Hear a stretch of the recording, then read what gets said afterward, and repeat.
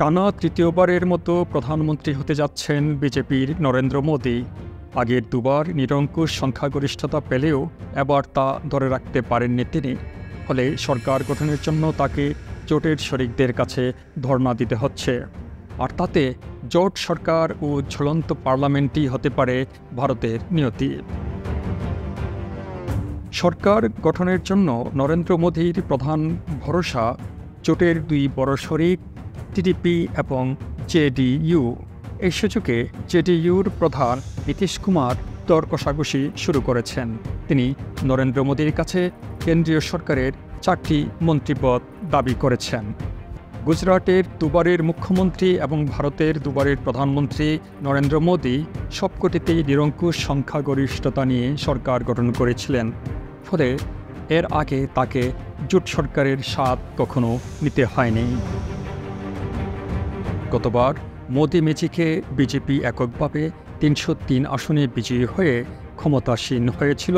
এবার তারা নেমে এসেছে 240টিতে। সরকার গঠনের জন্য প্রয়োজনীয় 272 আসন থেকে, যা 32টি কম। অষ্টাদশ নির্বাচনের চূড়ান্ত ফলাফলে দেখা যায় বিজেপির প্রধান প্রতিদ্বন্দ্বী কংগ্রেস গতবারের চেয়ে প্রায় 3 আসনে বিজয়ী হয়েছে। 52 আসন থেকে তাদের ঝুলিতে উঠেছে 99টি। আর পশ্চিমবঙ্গে তৃণমূল কংগ্রেস 29 আসন পেয়ে চমকে দিয়েছে সবাইকে। একইভাবে চমকে দিয়েছেন উত্তরপ্রদেশে অখিলেশ যাদব।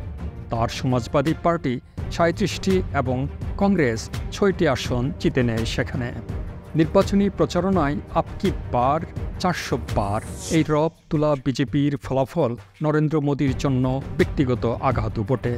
কেননা তাকে সামনে রেখেই বিজেপি জোট তাদের সব প্রচারণা চালিয়েছে।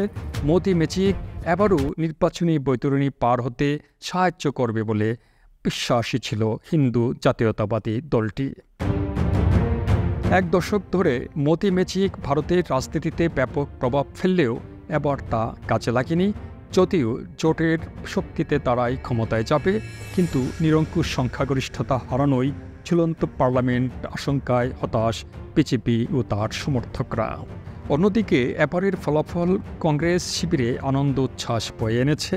এমনকি তারা সরকার গঠনের সম্ভাবনা নিয়ে টিডিপির চন্দ্রবাবু নাইডু এবং জেডিইউর নীতিশ কুমারের সঙ্গে দেখা করেছে। আর এদিকে কলকাতায় তৃণমূলের আনন্দ উদযাপনের সবুজ রঙে ছেয়ে গেছে চারপাশ। নির্বাচনের আগে হিন্দু জাতীয়তাবাদীদের ঘাঁটিগুলোই প্রতিশ্রুতির নানা ফুলঝুরি ছড়িয়েছিলেন নরেন্দ্র মোদী। তারপরও কেন নিরঙ্কুশ সংখ্যাগরিষ্ঠতা পেলেন না তারা? পর্যবেক্ষক মহল বেশ কিছু কারণ সামনে আনছেন। এর মধ্যে দেশ জুড়ে বেকারত্ব, দ্রব্যমূল্য ও বৈষম্য বৃদ্ধি এবং সেনাবাহিনীতে নিয়োগে বিতর্কিত সংস্কার কর্মসূচি ছিল অন্যতম। মোদীর উগ্র ও বিভক্তিমূলক প্রচারণা এবং মুসলিমদের নানাভাবে টার্গেট করার বিষয়টিও ভালোভাবে নেয়নি অনেক অঞ্চলের ভোটাররা। প্রধান বিরোধী দল কংগ্রেস সহ বিরোধী শিবির এই বিষয়গুলোই তাদের প্রচারণায় অবিরাম তুলে ধরেছেন। তারা সরকার গঠন করতে পারলে মোদীর বেশ কিছু সংস্কার কর্মসূচি, যা কৃষক ও সৈনিকদের মধ্যে বৈষম্য সৃষ্টি করেছে, তা বাতিল করবে বলে প্রতিশ্রুতি দেয়।